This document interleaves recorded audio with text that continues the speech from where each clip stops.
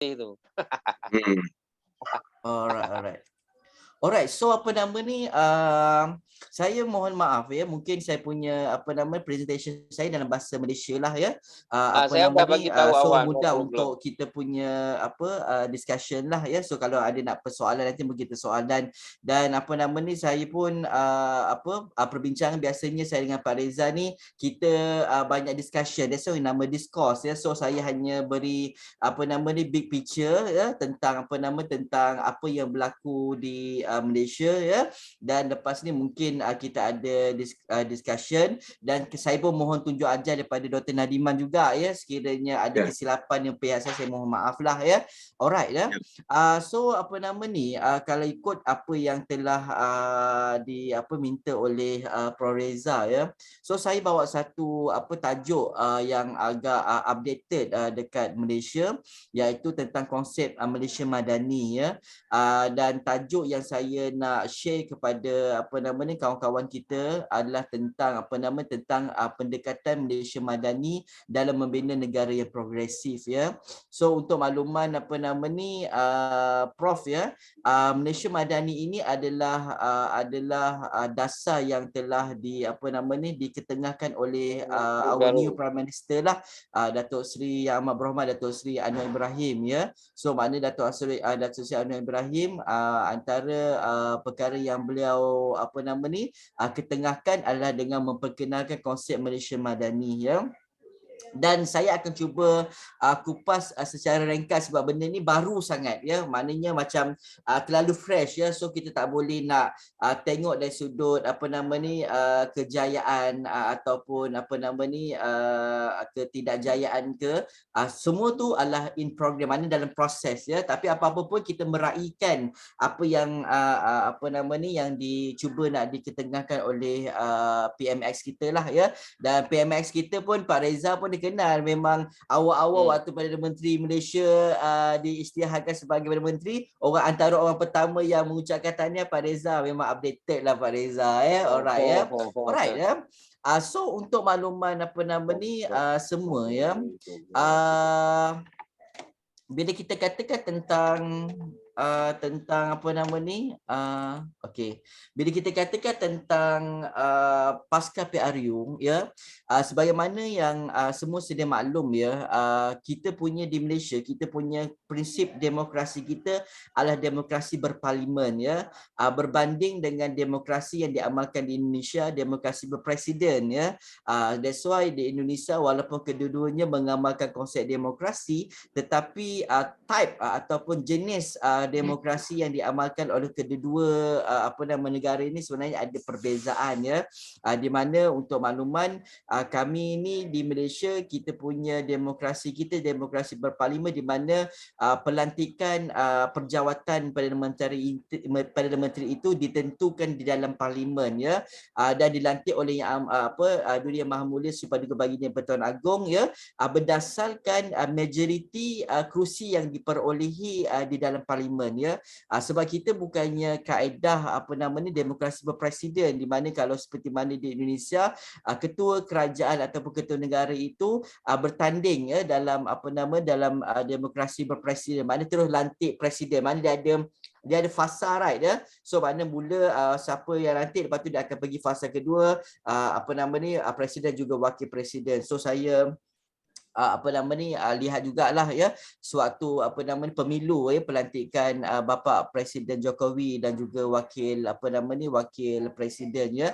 So di Malaysia kami baru sahaja lepas PRU ya pada tahun lepas ya. Untuk makluman Prof ya, lagi sekali Malaysia ini kita berhadapan dengan ketidaktentuan politik ya, kalau saya boleh saya boleh sharekan ya. Cuma di sini berbanding dengan PRU yang ke-14, ketidaktentuan politik pada PRU ke-14 tu lebih worse lagi, lebih teruk lah ya, lebih teruk ya.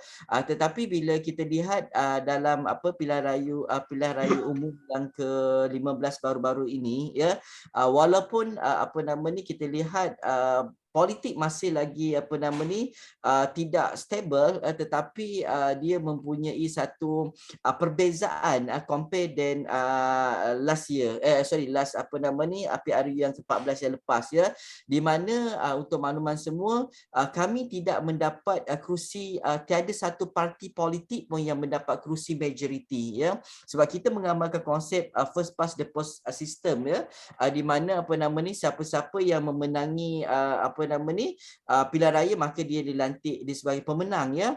Tetapi di Malaysia kita ada banyak blok politik, ya, that's why untuk makluman Prof, ya, pasca PRU yang ke-13 kita ada banyak sangat parti-parti politik. Saya rasa kami dah banyak macam Indonesia lah juga, ya. Dulu kita hanya ada beberapa parti yang dominan, ya, tetapi nowadays kita tak ada satu parti pun yang dominan, ya, dan kita lihat dalam PRU yang ke-15 ada dua kelompok, ada tiga kelompok besar sebenarnya. Dia ada parti Pakatan Harapan, ya, kita ada Barisan Nasional dan kita ada Perikatan Nasional, ya. So dia ada tiga kumpulan ataupun kelompok parti, ya, dan waktu keputusan dalam pilihan raya yang lepas tiada satu kelompok parti pun yang yang dominan, dan kita nampak Barisan Nasional yang kita ingat agak-agak diorang ni boleh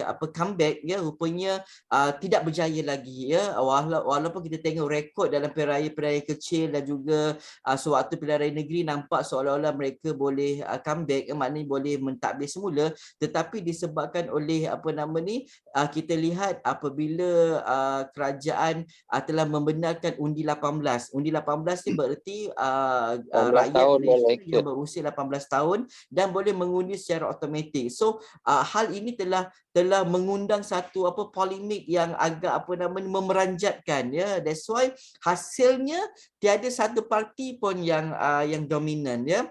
So bila tiada satu parti pun yang dominan, so pasca PRU ke-15 kita tengok dia ada punya sejarah dia lah, dia ada punya cerita dia yang saya rasa nanti terlalu panjang pula kalau nak dibicarakan. Tapi satu perkara yang mungkin saya boleh highlight kat sini, ya, Prof, ya, adalah tentang peranan lagi sekali yang di-Pertuan Agong, ya, di mana King, ya, yang di-Pertuan Agong itu telah memainkan peranan yang cukup signifikan, ya, di mana memberi option, ya, dengan dengan menstabilkan politik, ya, apabila yang di-Pertuan Agong telah mohon agar diwujudkan sebuah kerajaan perpaduan, ya.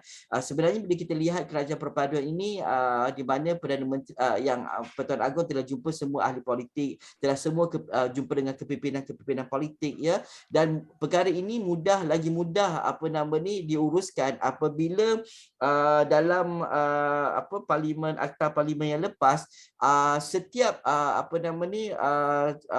ahli-ahli parlimen mereka kena ikut keputusan parti. Diorang tak boleh buat keputusan sendiri. Dulu kita boleh lompat keputusan. Tu yang kelang kabut. Dia sekarang ni dia perlu mendapat say yes daripada parti. So kalau dia melanggar kehendak parti, dia boleh dilucutkan dia punya kerusi dia lah, ya, kerusi dia, ya. So dekat sini, so antara satu perkara yang agak special, ya, satu benda yang baru, Prof, ya, Dr. Nadimat, adalah dengan memperkenalkan kerajaan perpaduan, ya, di mana kerajaan perpaduan ni Prof, satu benda yang agak surprise, ya, apabila gabungan di mana Pakatan Harapan itu boleh duduk semeja bersama dengan Barisan Nasional, ya, di mana kita tahu Barisan Nasional dengan Pakatan Harapan ni seperti anjing dengan kucing, ya. Maknanya memang dia punya seteru dia agak agak nilah, ya, agak kuat, ya. Tetapi disebabkan oleh perintah ataupun nasihat yang di-Pertuan Agong, ya, maka Barisan Nasional yang sebelum ni mereka kata walaupun mereka tidak mendapat mandat rakyat, mereka boleh menjadi pembangkang, ya, tetapi disebabkan oleh arahan ataupun nasihat di-Pertuan Agong, mereka boleh duduk bersama-sama dengan Pakatan Harapan, ya. Kalau saya pergi ke dalam sedikit, ya, Dr. Nariman, ya, and the gang, ya, bagaimana bayangkan Pakatan Harapan ni di dalam tu ada DAP. DAP ni adalah parti komunis Cina. Ya, mana orang Cina daripada etnik Cina yang dia punya musuh politiknya yang paling ketara ialah UMNO yang menunjangi Barisan Nasional. Tapi disebabkan politik, kedua-duanya boleh duduk semeja, ya. Walaupun ada kata orang-orang BN kata say no to Anwar Ibrahim, say no to DAP, ya.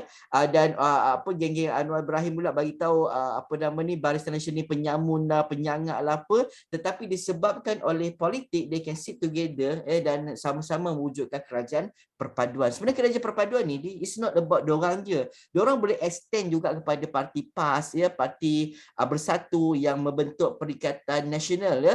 Tetapi bagi mereka nak mereka tidak mahu bersama dan mereka nak wujudkan sebuah kerajaan check and balance, ya, menjadi pembangkang yang berwibawa. So kita respect, ya.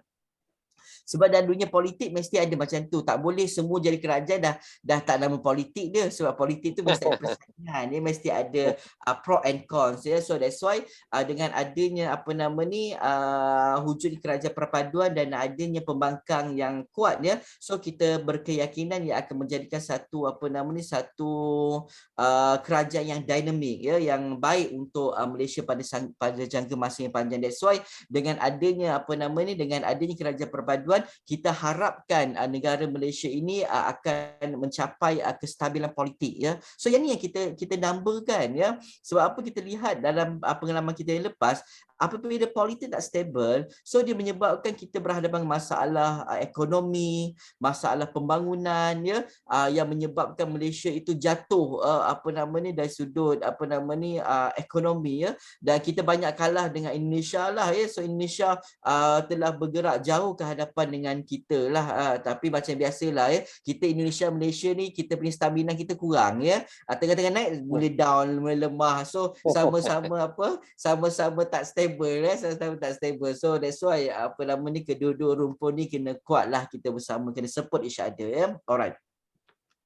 So di sini, ya, kita lihat kepada kepimpinan PMX, ya, Perdana Menteri kita yang ke-10, ya, yang amat berhormat Datuk Seri Anwar Ibrahim. Saya rasa Datuk Seri Anwar Ibrahim ni tak asing, ya, di Indonesia, sebab di Indonesia ni antara figure tokoh yang yang menjadi sanjungan jugalah kepada mereka yang minat politik ini adalah Datuk Seri Anwar. Saya sebelum ni saya pernah pergi ke Indonesia, Dr. Nadiman, ya. Waktu tu saya wakil kuis, kami pergi ke Indonesia sempena penaik tarafan College Darul Najah menjadi universiti.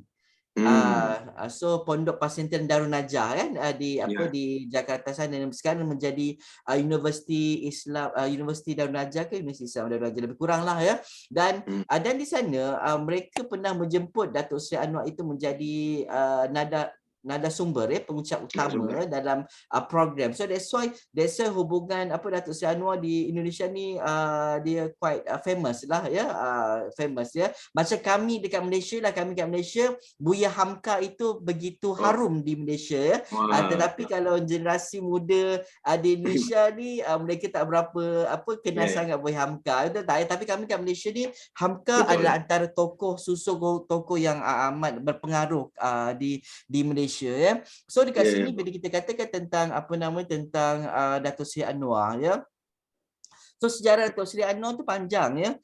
Dia pun daripada UMNO, daripada Barisan Nasional, kemudian dibuang zaman waktu Dr. Mahathir, ya. That's why kedua-dua figure ni hidup lagi. Dr. Mahathir pun masih panjang umur lagi, ya. So masih lagi terlibat aktif juga. Baru-baru ni Datuk Seri Anwar, Dr. Mahathir tuduh Anwar Ibrahim tu sebagai tokoh dia panggil Allah masih Muhammad, dia bagi tahu kuku besi, autokratik, ya. So kau boleh siapa diktator.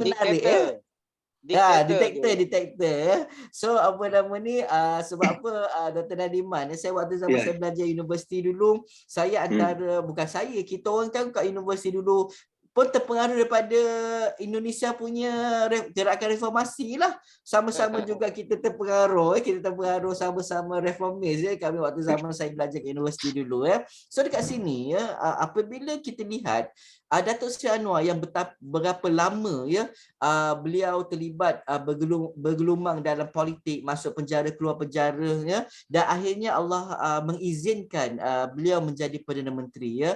Dan yang quite surprise ya, yang sebelum ni pun kita pun takut juga, saya secara peribadi pun kita risau juga apabila Datuk Seri Anwar Ibrahim ni jadi Perdana Menteri ni, apa yang akan terjadi dekat Malaysia ya. Tetapi bila kita menginsafi, bila kita ni sebagai orang Islam, kita kena sedar ya, ketentuan ni bukan kita yang yang tentukan ya, maknanya Allah sebaik-baik perancang. So kita berdoa semoga benda ni berjalan dengan baiklah ya. Cuma di sini bila kita kata tentang cabaran ya, that's why bila kita bicarakan tentang cabaran ya, so dulu Datuk Seri Anwar dia memperjuangkan tentang konsep KKN ya, korupsi, kroni dan juga nepotisme ya. So maknanya kita lihat sejauh mana sewaktu Datuk Seri Anwar ini menjadi Perdana Menteri, dia boleh mengurangkan ya, mengurangkan sama ada mengurangkan ataupun beliau dapat menangani ya isu-isu yang berkait rapat tentang isu korupsi sebagai contoh ya. Sebab kita tahu kadang-kadang bila dalam politik ni Prof ya, kita ni sekarang kita dah pegang kuasa, Dr. Najiman ya. Cuba bila kita pegang kuasa, bila kita pegang kuasa ni ya, kuasa ni berhantu ya, duit ni berhantu ya. Kita dulu mungkin sebelum tu kita beria, tetapi bila kita pegang kuasa ya, kuasa mengelilingi kita, duit di hadapan mata kita, so kita tak tahu sama ada prinsip kita itu kita boleh pertahankan ataupun tidak ya. That's why bila kita katakan tentang KKN ini, kita lihat sejauh mana korupsi yang diamalkan yang oleh kerajaan terdahulu dapat dibenteras, dan what type ataupun apa definisi korupsi yang dimaksudkan ya. Kita tak nak nanti istilah KKN ini dia mempunyai istilah yang berbeza-beza ya. Kalau dulu baca kita kata politik lah, demokrasi, oh belah kita demokrasi ini, kalau dia sokong kita maka demokrasi lah, kalau dia tak sokong kita maka tak demokrasi. So maknanya maksud demokrasi itu telah diubah ya, sesuai mengikut keadaan. So kita tak nak juga KKN itu sebegitu ya. So bila kita katakan tentang korupsi, what type of korupsi ya, apa yang ditakrifkan dengan korupsi ya. Kalau kita lihat indeks rasuah ni, kalau tengok kepada last year 2022, kita punya indeks rasuah ni 47% ya. Maknanya masih lagi dalam kedudukan yang tak berapa elok ya dari sudut rasuah ni. Tapi it's not fair lah. Sebab apa? Datuk Seri Anwar baru pegang kuasa 2023 baru saja. So kita tak boleh nak jadikan nak boleh buat penilaian yang masih terlalu baru ya. Kemudian tentang kroni tu adalah sejauh mana boleh ni, tapi sebenarnya kroni ni pun dia ada pro and cons juga sebenarnya Prof ya. Sebenarnya kita nak melantik orang adalah melantik orang yang kita percaya ya. Tapi kalau orang tak faham, kita kata macam kroni. Contoh saya dengan Prof Reza lah, contoh Prof Reza ALC tadi, Prof Reza bagi tahu saya ni antara salah seorang dalam tim ALC ya. Tapi kenapa pelantikan tersebut? Sebab apa Prof Reza? Mungkin atas dasar kepercayaan Prof Reza terhadap saya ya, dan betapa saya pun trust Prof Reza, banyak benda yang saya belajar Prof Reza. So kita ada terasa trust ya. Tapi mungkin ada setengah-setengah orang tak tahu ini kroni lah, tak tahu apa. So takrifan kroni tu apa? So baru-baru ini ada benda yang Datuk Seri Anwar Ibrahim lakukan apabila Datuk Seri Anwar melantik Nurul Izzah ya sebagai pegawai khas ya di Kewangan ya. Kemudian timbul isu tentang kronism. So maknanya Datuk Seri Anwar nak perjuangan kroni, tapi in the same time meletakkan anaknya pula. So dah macam anak beranak. So dia dah jadi isu ya. So isu that's why bila kita kata tentang KKN, korupsi, kroni, nepotisme ini, dia sebenarnya dia memperlu satu takrifan yang jelas ya agar kita kena jelas. So that's why kita kata kita tak boleh nak sewenang-wenangnya kita menuduh menuduh ya. Kalau saya ni untuk makluman Dr. Nadiman, saya punya latar belakang saya pun dalam bidang peradaban ya. So kalau kita tengok sewaktu zaman besar, kalau kita belajar ibrah dalam sejarah Islam ya, salah satu fitnah-fitnah besar ya, fitnatul kubra sewaktu zaman Saidina Osman ya. Saidina Osman adalah mereka menganggap yang Saidina Osman ini mengamalkan konsep nepotisme ya, di mana kebanyakan governor-governor di wilayah Islam itu dipegang oleh kaum kerabat dia. Sebenarnya kita dalam sudut sejarah wali Islam ni, kita kata sebenarnya kita nak appoint seseorang itu memegang jawatan berdasarkan kepada kepercayaan ya, sebab kita trust ya. So that's why konsep yang diperjuangkan ini perlu ditakrifkan ya. What time kalau contohnya Dr. Nadiman ya, ada ahli keluarga ya, dan ahli keluarga itu berkelayakan, mempunyai qualification dari sudut akademik, tidak dipertikaikan dari sudut amanahnya, kuat dari sudut pegangan agamanya, why not dilantik ya. Tapi disebabkan kita sebelum ni politik is everything, kita dimomong-momongkan, so that's why KKN ini dah menjadi satu virus pula, seolah-olah menikam diri kita pula ya. So ini adalah benda-benda yang yang kita kena clear ya. Yang kedua tentang konsep IMR. IMR ni Islam, Melayu dan Raja ya. Yang ini adalah benda yang yang diperjuangkan oleh orang-orang Melayu sebagai satu politik survival ya bagi kami di sinilah ya. Kalau kita tengok dekat Brunei, IMR ini merupakan satu satu dasar ya. Di sana sampai ada baju IMR, dipanggil apa, Melayu Islam Raja, lebih kurang lah ya. So dekat sini bila kita katakan tentang konsep Islam Melayu Raja, so kita tahu dalam kerajaan perpaduan ni kita ada orang Cina, di mana kita ada DAP dia ya.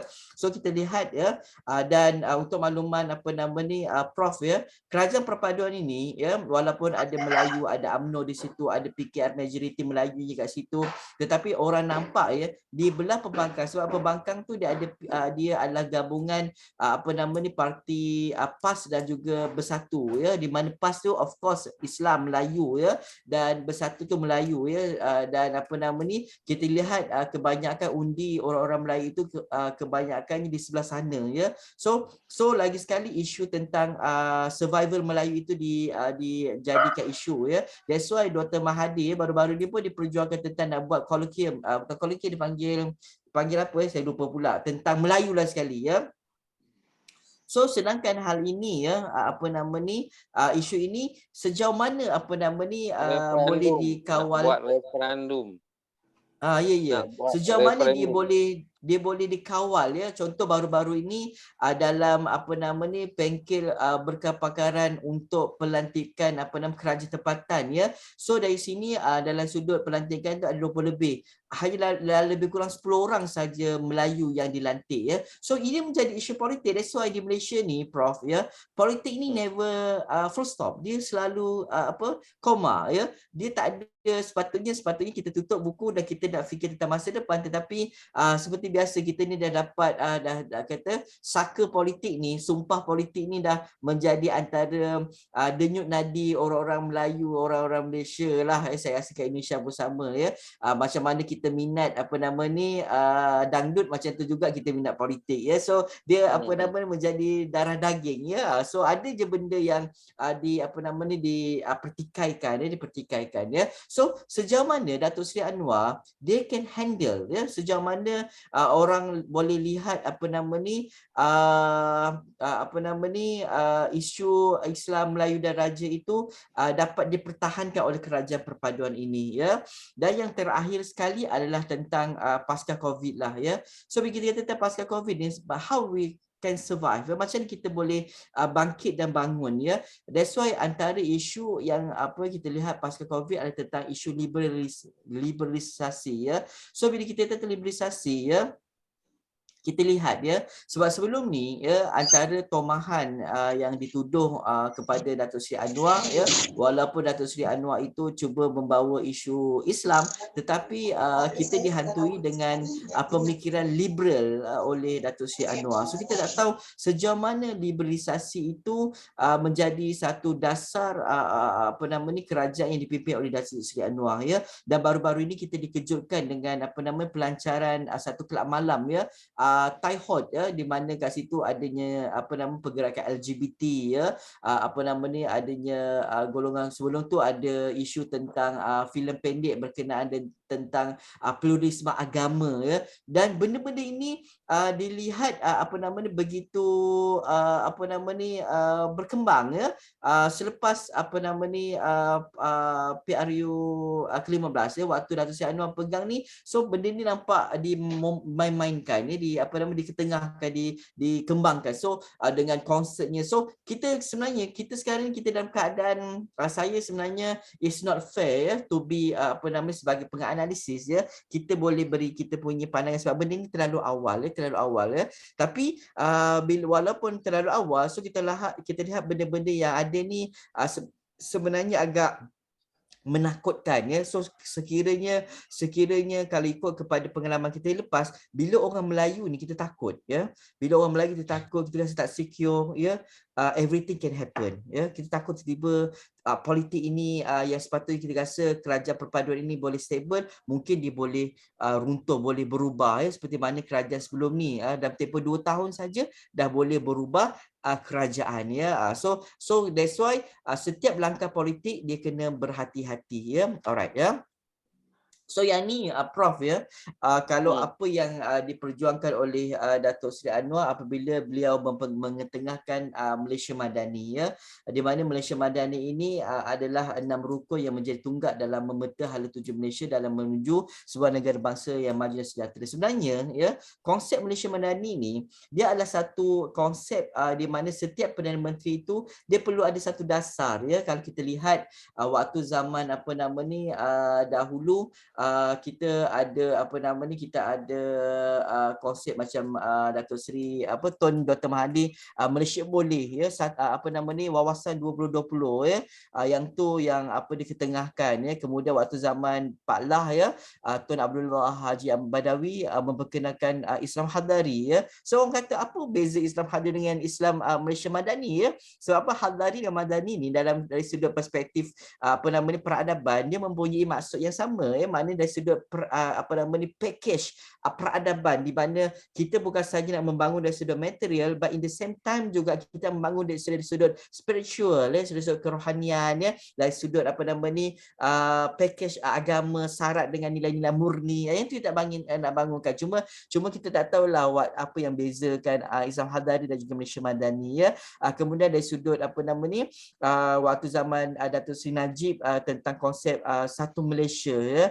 So benda-benda macam ni, adalah perkara-perkara yang saban apa nama ni pemimpin dia akan mengetengahkan tentang hal ini. Dan yang ni saya nak share juga kepada apa nama ni Prof ya, tentang apa takrifan apa dia ya, di mana walaupun dia kata Madani ini dia ada berdasarkan apa nama ni maksud akronim word tertentu, tetapi sebenarnya kita faham tentang words Madani itu sendiri ya, dan kita tak tahu respon orang bukan Islam ya, sejauh mana orang bukan Islam ini boleh menerima ya, walaupun dia taklah jadi Islam Madani, tetapi bila jadi Malaysia Madani tu dia macam kita kata tentang Malaysia apa nama ni Islam Hadari. Dan bila kita katakan tentang word-word Islami ni, sebenarnya ia adalah mainan ataupun apa nama kearifannya adalah orang-orang PAS ya, orang-orang parti Islam ya, dia pakar tentang benda macam ni. So tak tahu macam mana tim ni nak protect ataupun nak apa nama nak menunjukkan what is differences ataupun apa di perkara yang hendak diketengahkan ya. Dan akhir sekali saya tutup kita punya discussion dengan kita lihat dari sudut survival kerajaan perpaduan ya. walaupun baru 100 hari ya, walaupun lepas 100 hari apa nama kerajaan kita memerintah ya, tetapi apa nama ni kita lihat bagaimana bagaimana orang mula nak tengok dari sudut survival kerajaan perpaduan ya. Dan kalau kita lihat baru-baru ini Barisan Nasional yang ditunjangi oleh UMNO ya, baru saja lepas diorang punya pemilihan kepimpinan ya, dan menjadi isu apabila presiden dan juga timbalan presiden UMNO itu tidak dipertandingkan ya. So saya mempunyai pandangan yang bersetuju ya, walaupun orang kata ni, saya kata kena ya supaya tidak dipertandingkan agar demi apa, untuk menjaga survival kerajaan perpaduan. Kalau dipertandingkan akan menyebabkan politik itu akan lagi kucak-kacir. So kita tengok tentang masa depan ya. So kita tak nak masa depan negara itu ditentukan oleh politik semata-mata ya. So kita kata enough lah ya. That's why kita kena ada satu stand ya. That's why bagi saya secara peribadi apa yang dilakukan oleh UMNO itu adalah adalah baik ya, walaupun nampak buruk dari sudut kacamata rakyat ya, tetapi kita kata UMNO they have to survive. Dia kena survive, dia kena ni ya.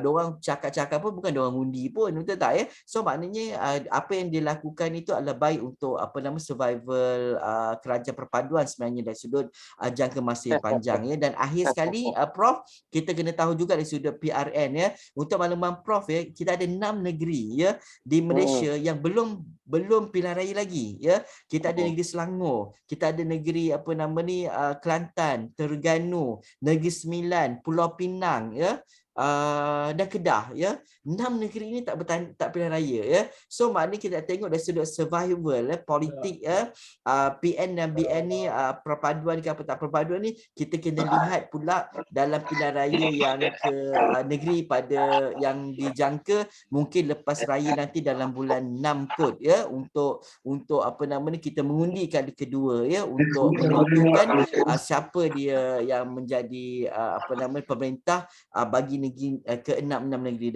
dan semua ni adalah agak orang kata agak heavy ya. Kalau kita boleh contoh 3 negeri itu kuat kepada PAS ya, macam contohnya Kedah, Kelantan dan Terengganu ya, kuat kepada PAS ya. Kalau Selangor dan juga Negeri Sembilan ni kuat kepada PKR, manakala Penang ni kuat kepada DAP. So semua tu heavy ya, heavy duty lah, heavy duty lebih kurang lah ya. Yang kita tengok sejauh mana rakyat memilih kepimpinan di peringkat negeri. Itu saja saya punya pembentangan ni. So saya minta maaf ya. Itu saja. Wassalamualaikum. Mantap. Nampaklah kalau ini penganalisis politik terkenal dari UIS ni, memanglah mantap ya. Silakan Pak Narliman. Ini Bapak, ini Cik Umar Tahir ni, Pak Narliman kawan kita dari Universiti Islam Antarabangsa di Kedah, itu sebelahnya Thailand. Jadi ini beliau, saya beritahu acara ini, wah dia ingin dengar Pak Narliman sharing tentang Indonesia nih Pak. Ya silakan Pak Narliman. Di unmute dulu Pak ininya, soundnya di unmute dulu karena belum, masih di ini. Atau Kang Indah boleh bantu? Udah. Dah. Suaranya sudah terdengar. Sudah ya, oke baik ya. Assalamualaikum warahmatullahi wabarakatuh. Waalaikumsalam warahmatullahi. Ya, selamat siang ya, udah selamat siang bagi kita semuanya. Yang terhormat Profesor Teuku Sarul Reza ya, as a father founding and Asian lecture community, and Profesor Hairul ya Anwar from University Islam Selangor Malaysia, and Dr. Muhammad Tahir ya. Iya. Ya, rekan ya, mahasiswa from Malaysia, and mahasiswa student from Esa Unggul University. Baik, for this time ya, sesuai dengan topik ya yang diberikan oleh Profesor Sarul Reza, yaitu tentang penyalahgunaan peraturan. Silakan poinnya Pak Pak Gumilang boleh bantu share screen about the topic of Pak Nardiman Ya, tentang salah guna kuasa di hmm, Indonesia. ya, silakan Uh, Mas. ya, Ada. itu dia Pak, sudah nampak Ya, abuse of ya. regulation. Political interest and law enforcement ya. Jadi Hmm. penyalahgunaan peraturan ya, peraturan atau aturan atau perundang-undangan. Di sana terdapat apa kepentingan politik ya, political interest and law enforcement antara kepentingan politik dan penegakan hukum. Nah, ini mana kadang-kadang ya?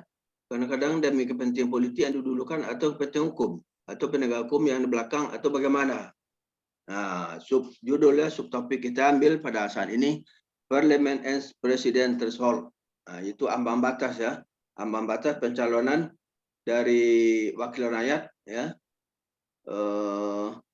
ataupun presiden dan wakil presiden. Ini sekarang ya, sesuai dengan topik ya yang diberikan Profesor Reza. Ini memang sangat menarik sekarang di Indonesia. Ya. Indonesia ya to 2024 ya, general election ya, pemilihan umum untuk menentukan pemerintahan presiden wakil presiden for 5 years future, untuk 5 tahun ke depan. Nah, kalau baik hasilnya akan baiklah, kalau tidak akan jadinya tidak baik. Jadi sebagaimana disampaikan Profesor Hairul tadi ya, itu dikatakan Indonesia udah lebih bagus dari Malaysia.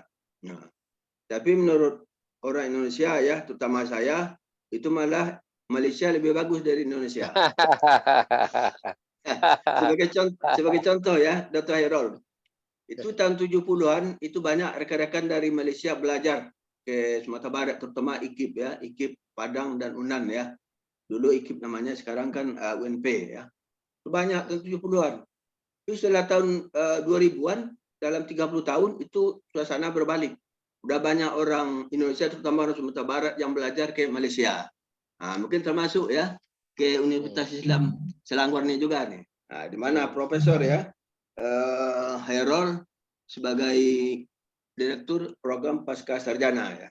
Nah, ini kelihatannya ya, young man ya, very young man, udah profesor, udah doktor, dibandingkan mendingan saya. Nah, baik ya. Jadi mana yang baik antara Indonesia dengan Malaysia, mudah-mudahan sama-sama baik kita gitu. Indonesia baik juga. Wisdom statement Pak itu. Iya. Nah, jadi kondisi kita sekarang ini di Indonesia ya, itu ada ya, yang balik dulu yang ke awal tadi. Balik. Nah, itu ada namanya ya, itu dari Komisi Pemilihan Umum dulu anggota KPU namanya Hadar N. Gumai, itu melakukan permohonan uji materi ya tentang ambang batas ini ke apa ya, ke ini MK. Nah, bagaimana? Sebab itu yang salah satu kepentingan mungkin menguntungkan ya, presiden threshold ini diperendah, atau salah satu partai tentu ingin ditinggikan. Nah, terutama bagi partai yang rendah agar dibawakan. Kalau partai ingin ditinggikan. Nah, sebab kalau tidak tercapai ambang batas, tidak bisa mencalonkan diri.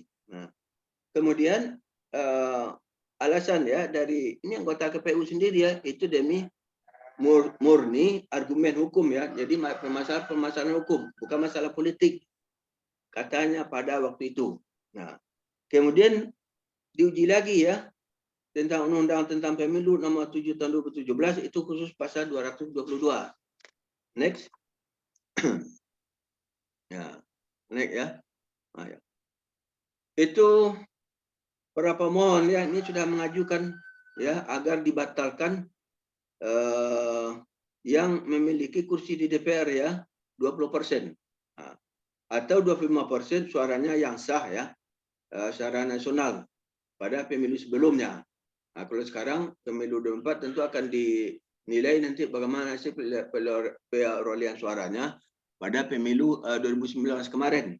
Nah, jadi sekarang ini beberapa partai politik di Indonesia, kalau satu partai saja tidak berani nampaknya, itu terdiri dari beberapa partai ya yang apa namanya itu bergabung ya. Nah, seperti sekarang ya dari partai Nasdem, Demokrat dan PKS itu sudah mengusung ini yang mantan dari gubernur ya.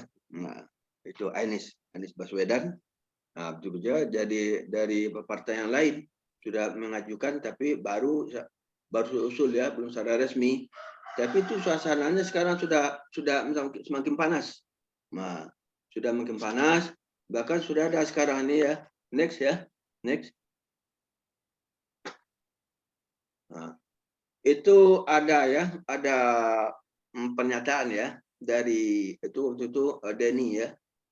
Menurut Denny itu wakil Menteri Hukum dan HAM di zaman SBY, jadi Susilo Bambang Yudhoyono. Itu ada ya, ada usaha dari MK sekarang ini itu akan merubah ya selama ini sistem tertutup, sistem terbuka menjadi tertutup. Nah ini dari salah satu pihak nanti ada bayarnya kan. Kalau kata orang, kalau sistem pemilu tertutup itu bisa nanti ya membeli kucing dalam karung. Nah ini istilahnya orang-orang Minang ya, mungkin orang Negeri Sembilan di sana. Jadi tidak tahu siapa nanti wakil rakyat yang dipilih, cuma tahu namanya. Nah, orangnya tidak tahu dipilih.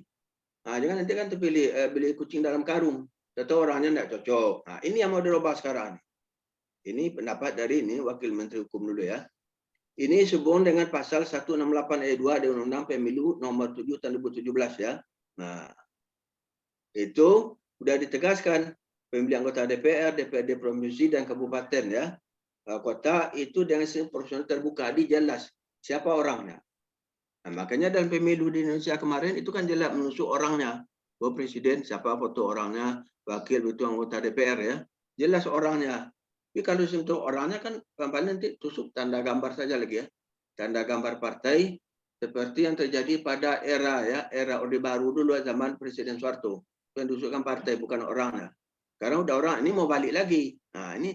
Jadi seperti judul tadi, ini permasalahannya apakah kepentingan politik atau memang penegakan hukum. Kalau penegakan hukum sudah jelas ini melanggar hukum ya. Nah, tapi ada pula yang katakan ini di amandemen. Nah, sampai di mana amandemennya? Nah, ini. Jadi ini sudah ada putusan MK ya nomor 264 tahun 2008 ya. Itu menegaskan bahwa sistem proporsional terbuka itu sudah tepat bagi Indonesia yang sudah dilaksanakan sejak pemilu 2009 sampai 2019 yang lalu. Nah, sekarang MK sendiri berubah pendapat. Nah, ini yang disentil oleh Menteri apa ya? Menteri Hukum dan HAM itu. Nah, Mahfud MD. Polhukam. Bukan Wakil Menteri Oh, Hukum yang dan dulu. HAM ya. Nah, yang dulu si Denny Indranaya. Nah, Denny ya. Oke. Nah, ya.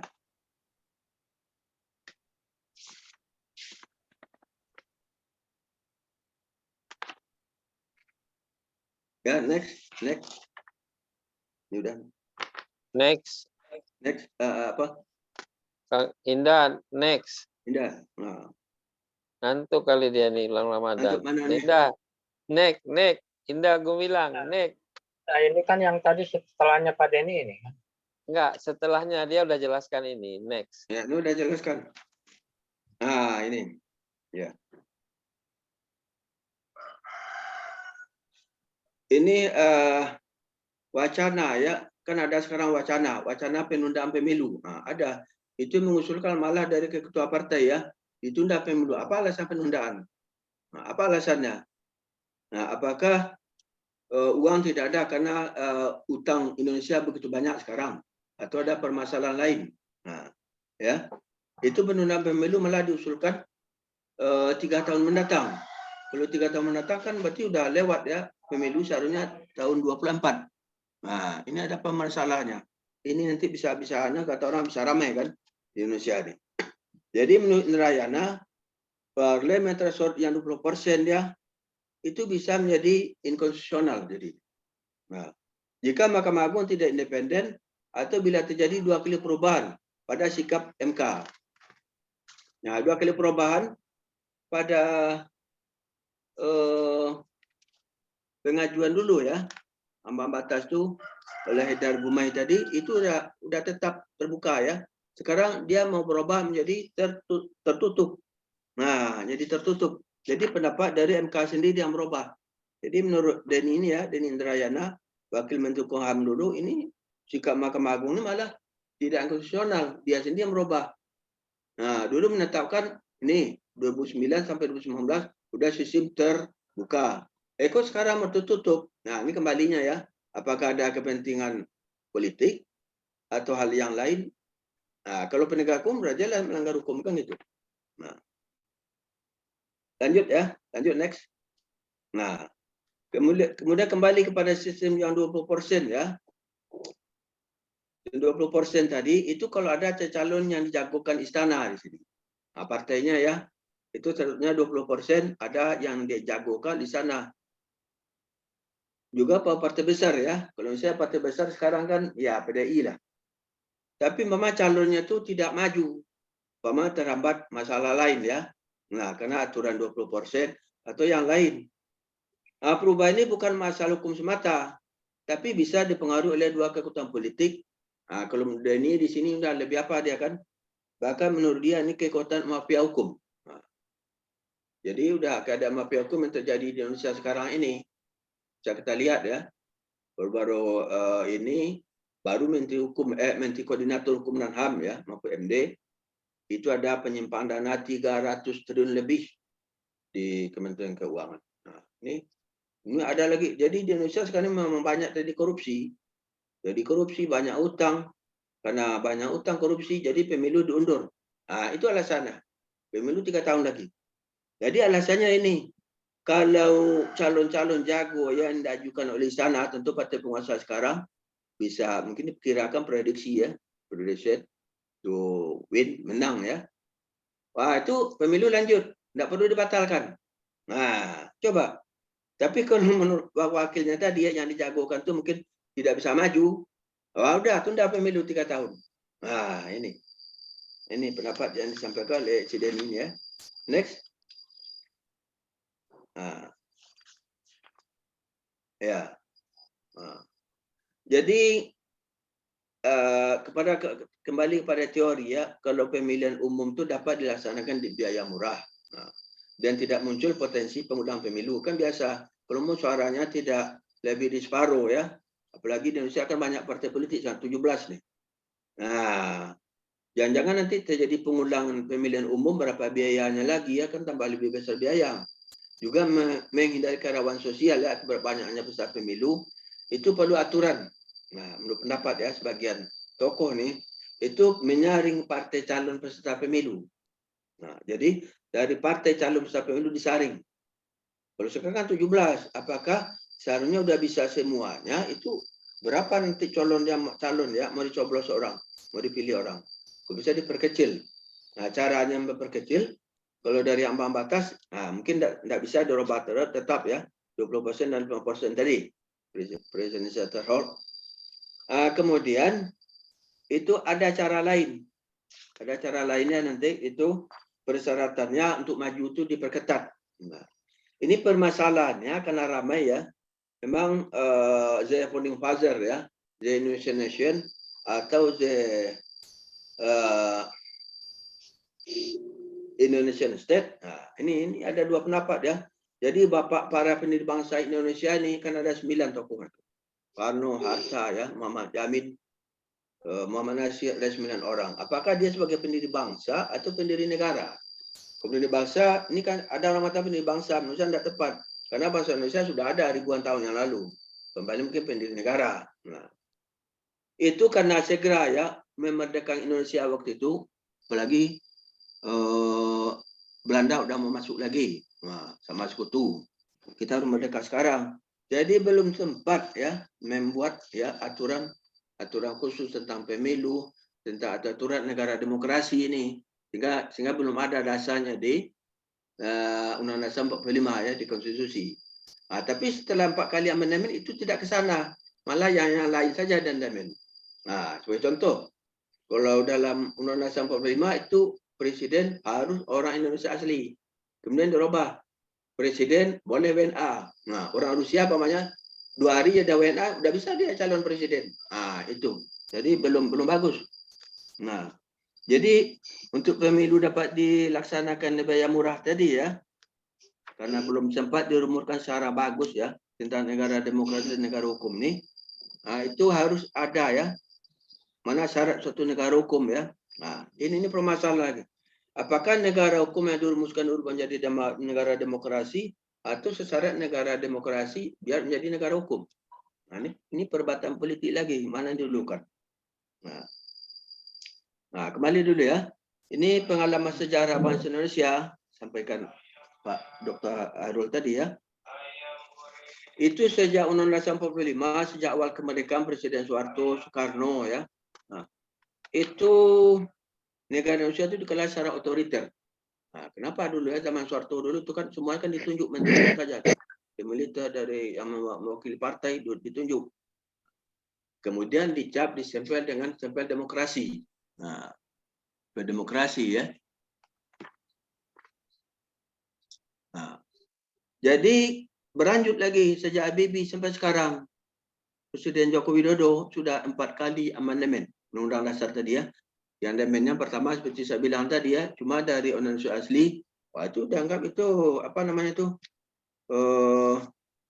tidak adil, tidak demokrasi. Boleh asal asal WNI sudah boleh jadi presiden. Nah, sampai sekarang kan itu.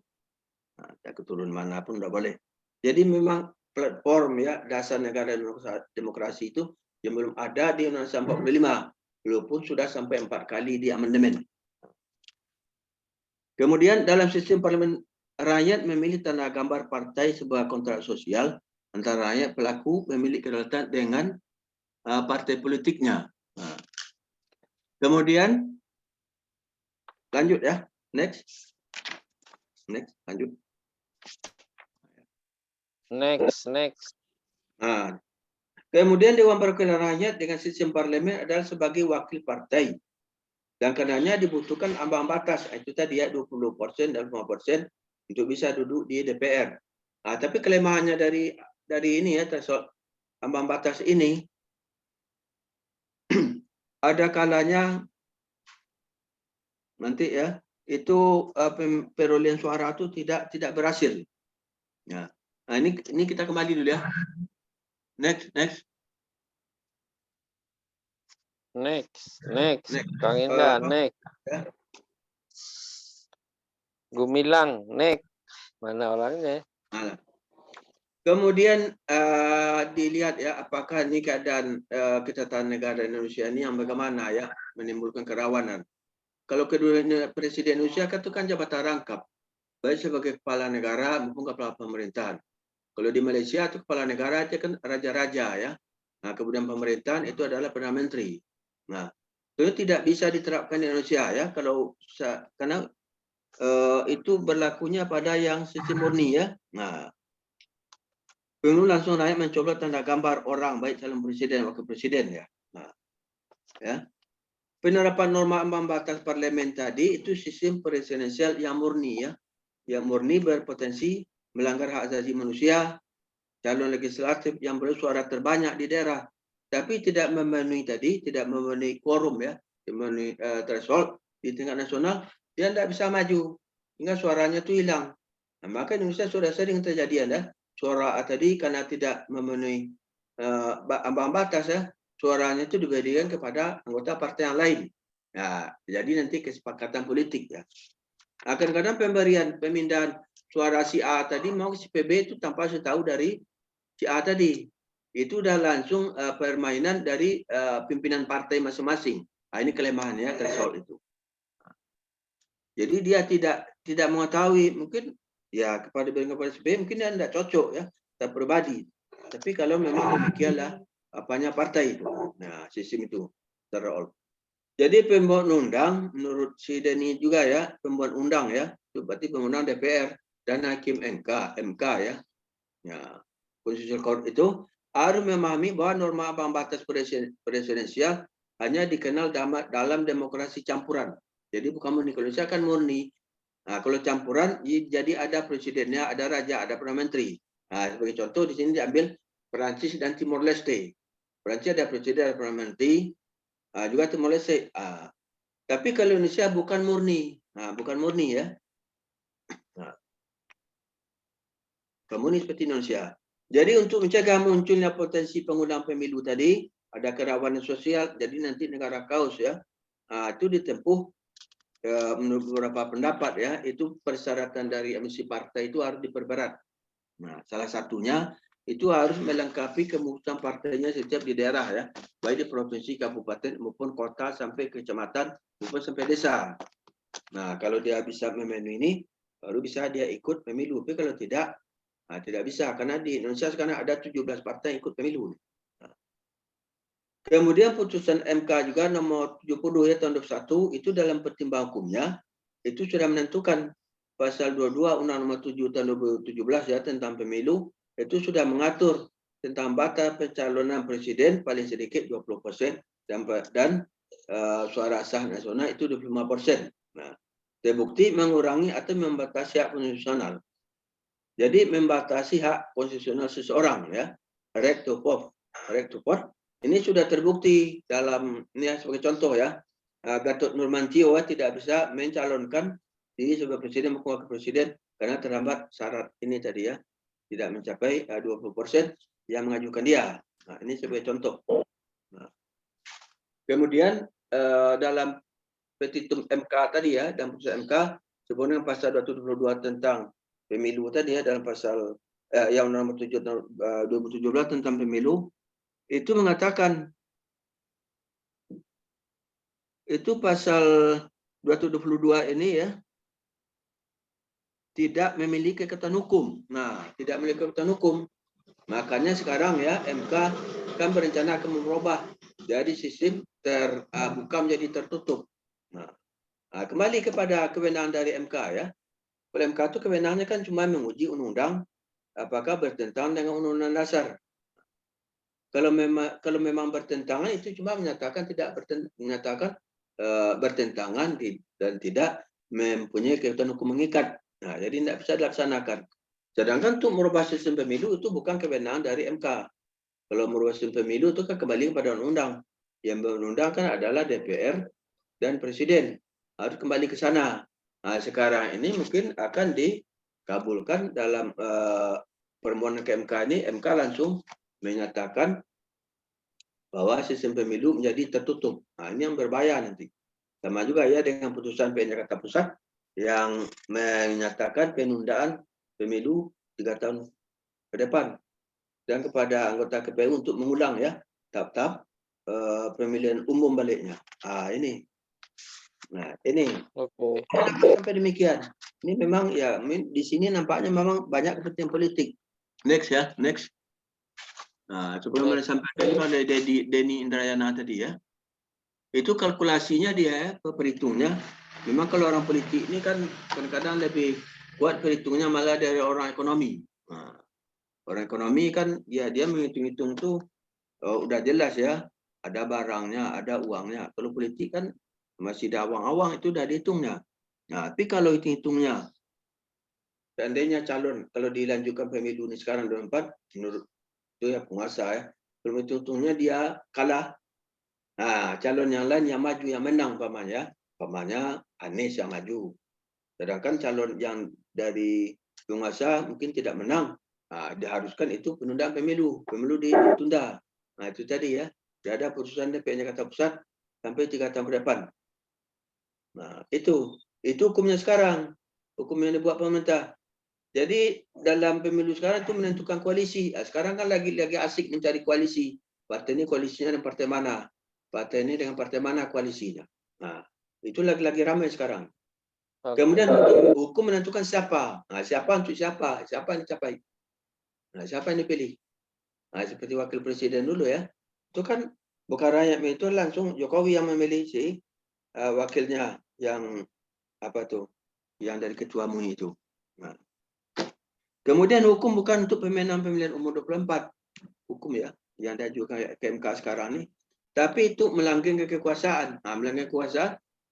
Kalau dengan dilakukan pemilu nanti 24, kalau kekuasaan berlanjut, ya dilaksanakan pemilu. Tapi kalau tidak ya, ini itu kembali kepada itu dari penguasa tadi ya. Nah, pemilu ditunda. Nah, inilah. Ini yang namanya hukum itu sekarang ini ya menurut Denny Indrayana itu. Jadi bukan untuk sekadar untuk menang pemilu tempat, tapi untuk melangkingkan kekuasaan. Walaupun kalah umpamanya, tapi kekuasaan langgeng tidak masalah. Atau walaupun menang, tapi yang menang yang lain bukan kekuasaan berlanjut, tidak usah pemilu. Nah, ini. Seperti ada Komisi Pemberantasan Korupsi, dan itu sudah dilemakan. Tapi kalau khusus KPK ini, ya masih ada ya, masih ada yang ditangkap. Nah, tapi khusus yang disampaikan Menko Polhukam ya, itu 350 triliun ya, itu selama ini kok tidak diusut oleh KPK. Nah, padahal laporan ada ya, laporan sudah ada dari ini apa namanya PPATK. PPATK. Bisa, Sudah ada. bisa 5 menit lagi, Pak. Oh ya, tapi kenapa dibiarkan? Nah, jadi memang sengaja dilemakan. Nah, seperti perubahan undang KPK, ya ada Minerba, ini ada undang IKN, undang peraturan pengganti undang Cipta Kerja. Nah, ada proses legislasi yang menguatkan terjadinya garansi oligark maupun aristokrasi sekarang. Nah, jadi bagaimana dengan pemilihan presiden 2024? Nah, ini menjadi tanda tanya besar. Apakah akan dilanjutkan atau akan ditunda? Nah, ini permasalahan politik di Indonesia sekarang ya, Pak Profesor Yahya Hairul ya. Nah, ini permasalahan. Jadi mungkin bukan senyaman ya, bukan semadani Malaysia mungkin Indonesia sekarang ya. Nah, penilaiannya gitu. Demikian ya. Oke. Terima kasih. Baik. Wassalamualaikum warahmatullahi wabarakatuh. Waalaikumsalam. Masya Allah. Orang senior menyampaikan sesuatu mendalam sekali ini. Oh, luar biasa ini. Jadi Pak Nurdiman ada Madani, ada Madeni. Nah, Bahasa Jawa itu Pak Madeni.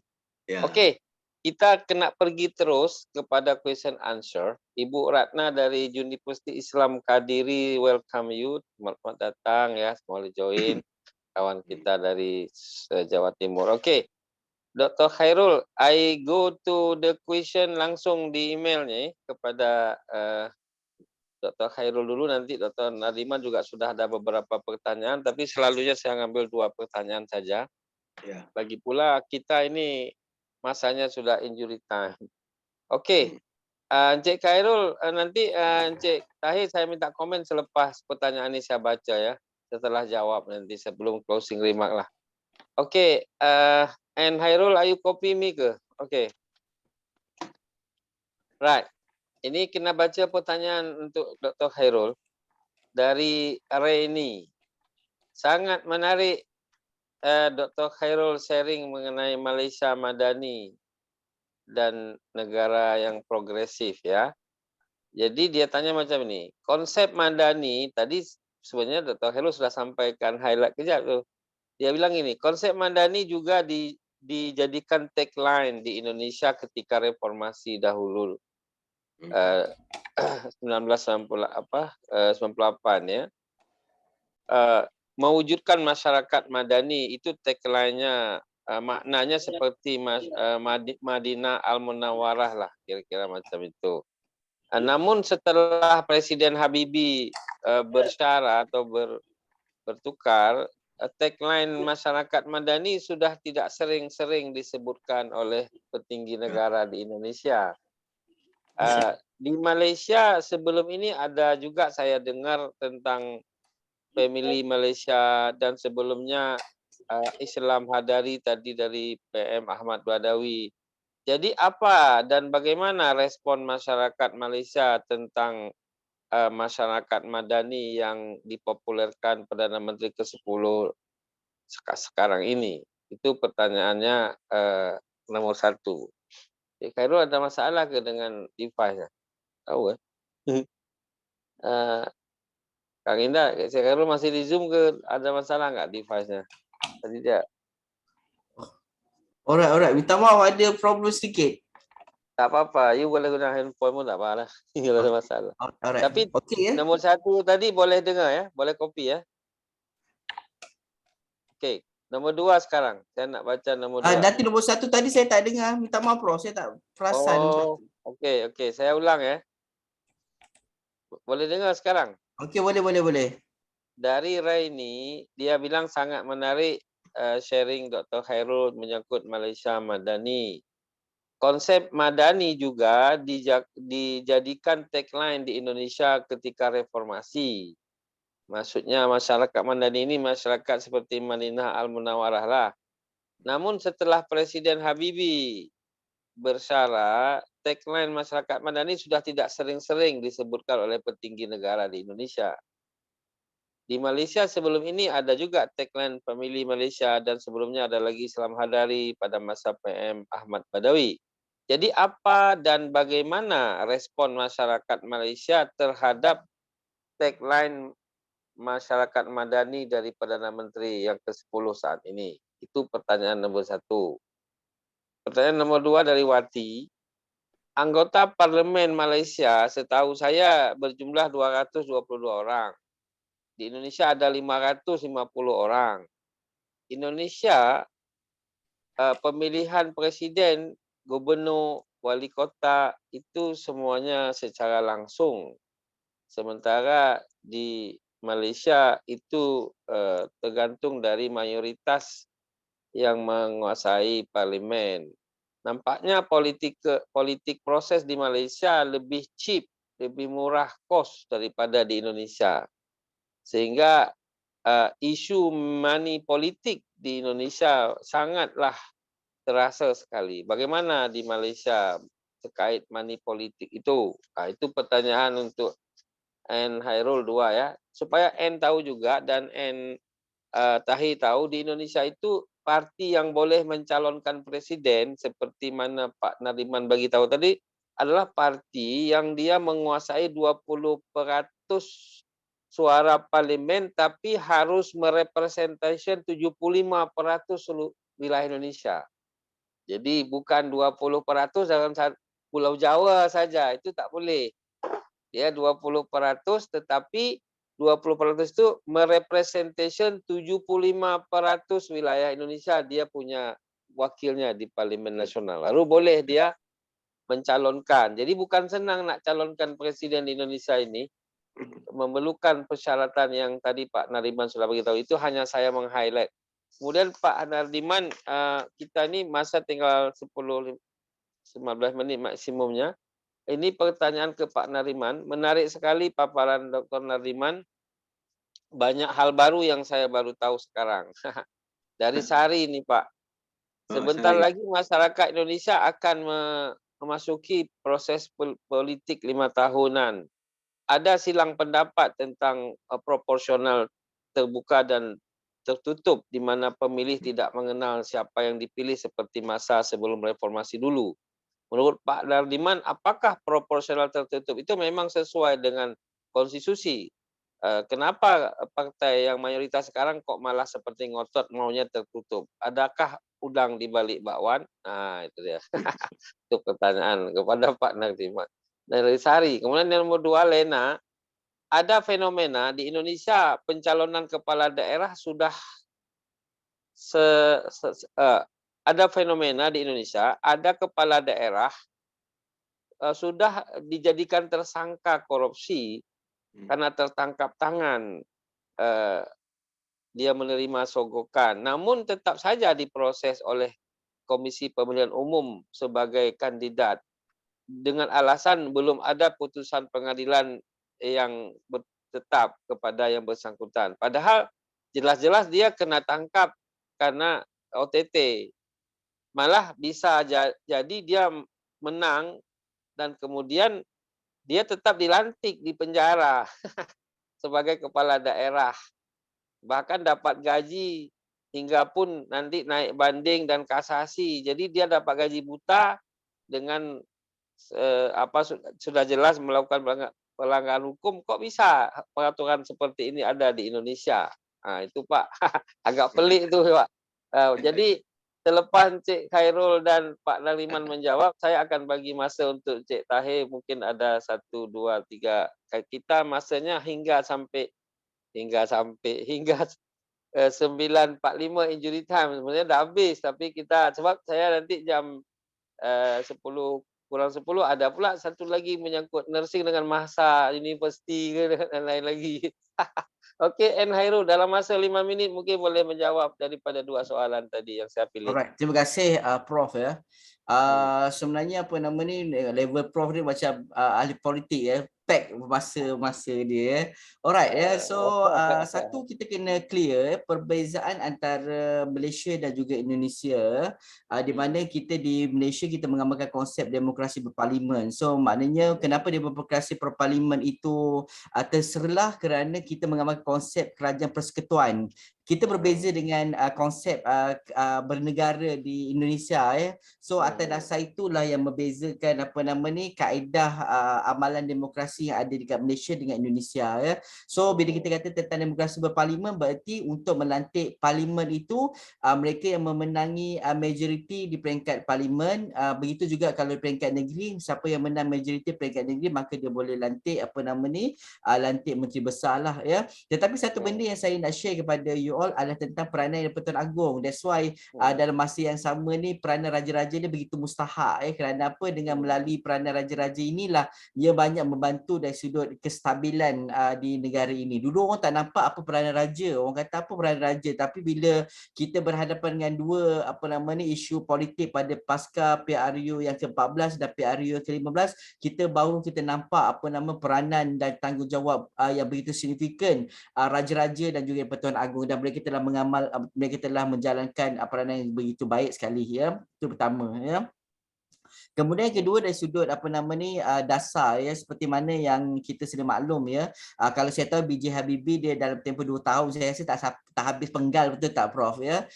So apa sebab saya pun baca buku dia tapi tak habis lagi ya. Tapi apa nama ni selalunya orang yang memperjuangkan tentang Hadari ke Madani ke, sebenarnya mereka mempunyai fikrah ya, Islamic fikrah. Kita tahu ya.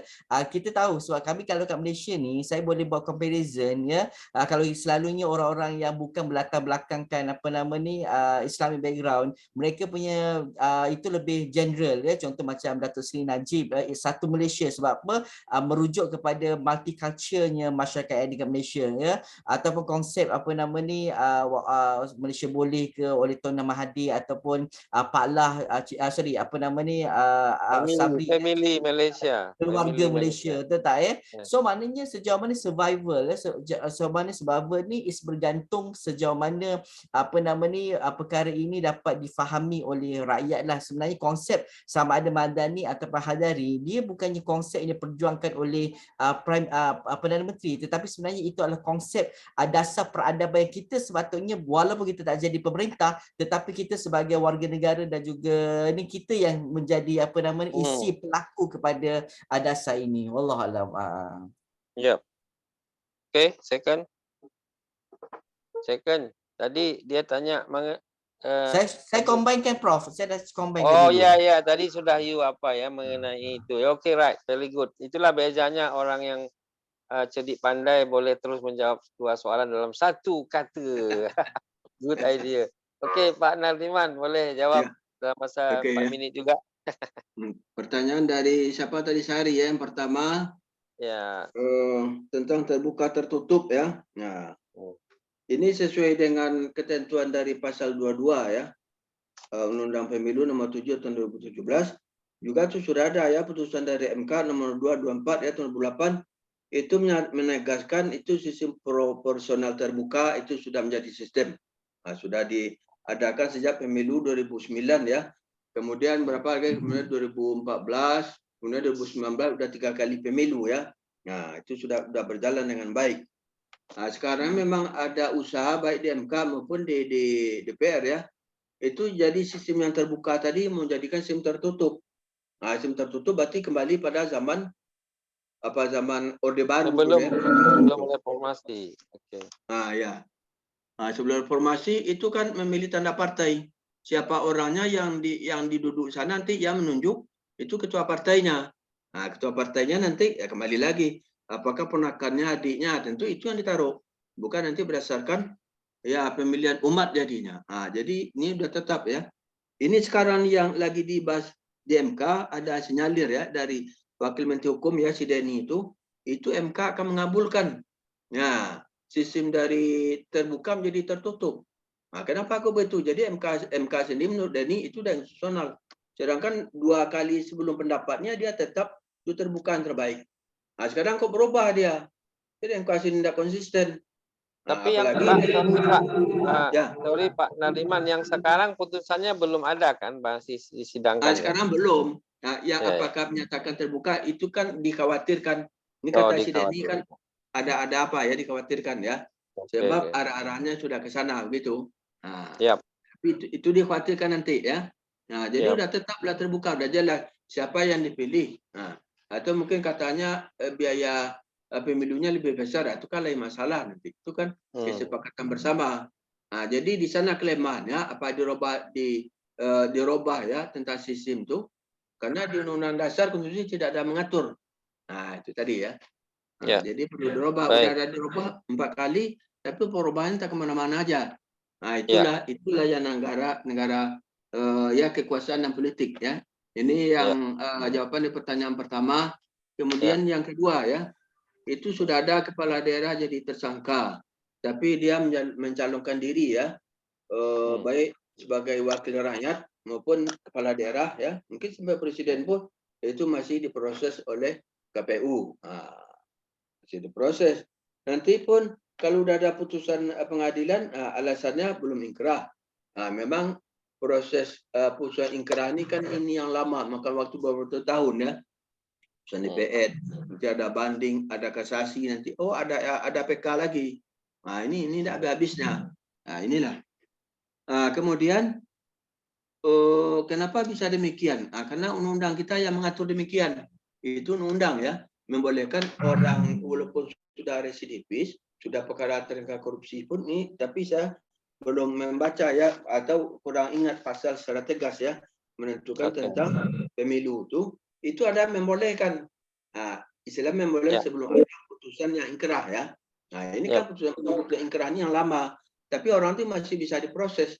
Kalau diproses, kalau dia sudah jadi pejabat namanya ya, wah itu proses hukumnya kan bisa berubah ya. Nah, inilah kenapa hal demikian. Ini membuat peraturan kan di DPR. Kenapa demikian? Karena yang di DPR itu sekarang partai besar ya, maaf ya, partai PDI, partai Golkar ya, partai Demokrat kan itu kan orang-orang pejabatnya kan koruptor semua. Maaf ya. Waduh. Dia mau memajukan itu lagi. Ini kita bicara masalah ilmiah ya. Nah, partai besar PDI berapa banyak koruptornya itu, bahkan belum seperti Harun Masiku, entah kemana sekarang lari. Nah, Demokrat kan berapa banyak, apalagi Golkar. Baik. Nah, itu membuat aturan ya kepada Syahrini. Kenapa prosesnya? Ya, karena aturannya demikian. Baik. Membolehkan ya, membolehkan. Artinya narapidana mencalonkan mau jadi presiden boleh angkat balik, apalagi anggota DPR atau menteri kepala daerah. Demikian ya saudara Sari ya. Terima kasih aturan Pak. Wah, yang demikian mengatur. Ya. Baik. Jadi N. Khairul itu menunjukkan Pak Nariman itu orang lecturer yang jujur dan menjawab apa adanya, bukan apa adanya ya. jadi inilah kebebasan. Jadi ini kebebasan akademik di Indonesia macam itu. Boleh cakap apa saja, kita tak ada takut-takut apa-apapun. Karena kita ini orang demokrasi, dari lama-lama demokrasi juga lama-lama. Oke, N terakhir boleh komen 5 minit ke lebih kurang. Bismillahirrahmanirrahim. Assalamualaikum warahmatullahi wabarakatuh. Terima kasih kepada dua-dua panel yang bagi mantap lah bagi saya, bagi A+ lah ya. Okey. A+, mantap. Saya nak bagi tahu tentang perkembangan politik di Thailand sikit. Di Thailand adalah baru kita panggil jangan cakap jangan bagi tahu Thailand, tapi you cakap Thailand Sawadikap. Cakap Thailand dulu lah. Macam mana? Sawadikap. Di Ton Chow,ขอบคุณทุกคนProf Riza, ขอบคุณครับ itu untuk merekakan masa. Di Thailand kita akan ada pilihan raya pada 14 hari bulan Mei 2023, pilihan raya.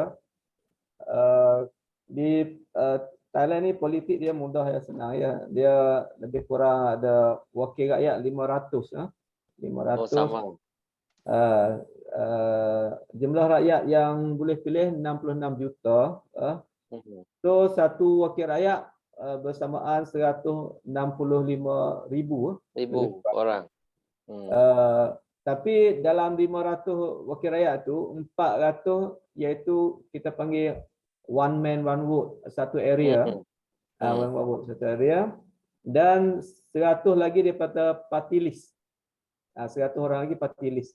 So kalau party list yang terbanyak 1 sampai 100 tu dia akan dapat pilihan pilihlah sebagai wakil rakyat. Oh ya, kombinasi Kombinasi. Jadi dia senang ya dari segi panggil dapat. Kalau Indonesia presiden, kalau Malaysia Perdana Menteri. Di Thailand pun Perdana Menteri daripada party list ni lah. Selalunya orang dapat top party list ni akan dapat jadi Perdana Menteri. Jadi Pak Nardi top dalam party list ni kemungkinan dia akan dapat panggil ahli parlimen pun banyak juga. Okey. Itu pilihan. Yang ahli senat kita panggil yang dielect ataupun dipilih oleh kerajaan 250 orang. Jadi campur semua 750 lah dalam parlimen atas paling bawah. Oh, macam Indonesia dulu. Dia banyak, dia banyak. Dan walaupun rakyat dia tak banyak tapi ahli politik dia banyak. Okey, itu sekadar kita bagi tahulah. Ya. Jadi yang saya nak highlight sikit iaitu tentang kita panggil kawasan orang Islam majoriti di kita panggil Selatan Thai ataupun kat situ ada lebih kurang wakil rakyat yang pilih daripada 400 tadi lebih kurang 15 orang. 15. Selalunya majoriti dapat panggil umat Islam lah kat situ. Dan kat Bangkok pun ada sikit umat Islam.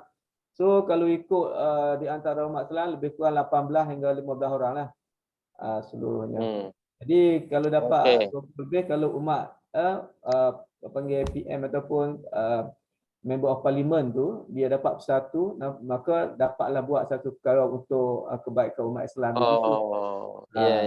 Baik. Jadi saya nak nak translate sedikit kepada Pak Nardiman. Pak Nardiman tadi Dr. Tahir menyampaikan sistem politik di Malaysia karena beliau ini orang Thailand di Thailand maaf. Di sistem politik di Thailand. Jadi di sana anggota DPR itu 500 orang. Yang 400 dipilih one man one vote kayak di kita, satu orang satu suara. Sedangkan yang 100 lagi itu datang dari partai-partai. Jadi yang milih, jadi kayak tadi Pak, jadi ada terbuka ada tertutup dia itu. Jadi kombinasi. Tapi di luar itu mereka ada lagi 250 yang kita dulu zaman utusan daerah itu, zaman-zaman Orde Baru. Oh ya, Orde Baru kita DPD dulu ya. DPD ya. Enggak, DPD dulu enggak ada, itu utusan daerah namanya. Utusan daerah ya, betul. Pemerintah yang memilih mereka, sehingga yang 400 ditambah 100 ditambah 250 jadi 750 anggota parlemen. Jadi yang Tahir bagi tahu itu berlaku di Indonesia sebelum reformasi macam itu. Ya, zaman Soeharto dulu ya. Tapi selepas reformasi yang 250 itu tak boleh lagi government yang pilih, tapi kena pilih oleh rakyat juga, tapi non parti. Tak guna parti. Dia separuh. Separuh dipilih oleh rakyat, separuh dipilih oleh government. Okey. Baik. Sudah paham. Jadi thank you lah, saya pun baru tahu kalau di Thailand itu berarti berlaku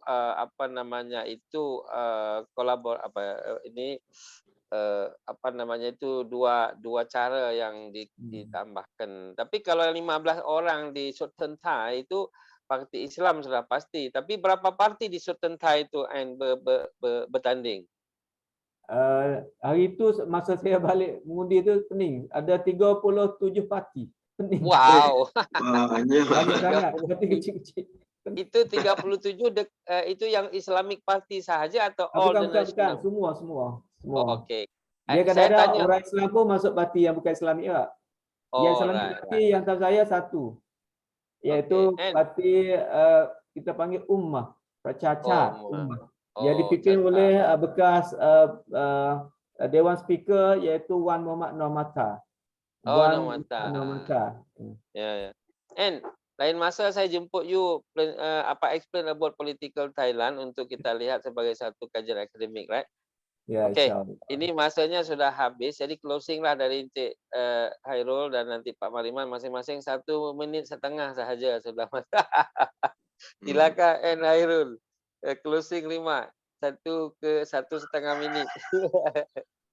Alright, alhamdulillah apa nama ni sebenarnya Prof ya dan rakan-rakan ya, politik ini adalah sebahagian daripada kehidupan dan dia sentiasa berubah. That's why apa nama ni dia bukan bersifat apa nama ni bersifat tetap, sebab dia bersifat dinamik. Kerana apa? Kerana bersesuai dengan perubahan masyarakat. Mungkin kita dulu kita berpegang kepada A itu sebagai jawapan yang hakiki, tetapi kita tak tahu bila adanya perubahan masyarakat, anak-anak kita, cucu-cucu kita, so dia tak nampak yang A itu adalah hakiki, mungkin dia pandang B atau C, sebab itu adalah politik ya. That's why apa yang boleh kita apa nama ni bimbing dan santuni mereka adalah seperti yang saya sebut tentang konsep hadari atau pemandani, adalah kita nak membina nilai dalaman. Apa sahaja perubahan yang terjadi, yang penting agama dia kuat, nilai dalaman dia kuat, so insya-Allah ia akan membentuk satu politik yang mulia, politik budiman insya-Allah.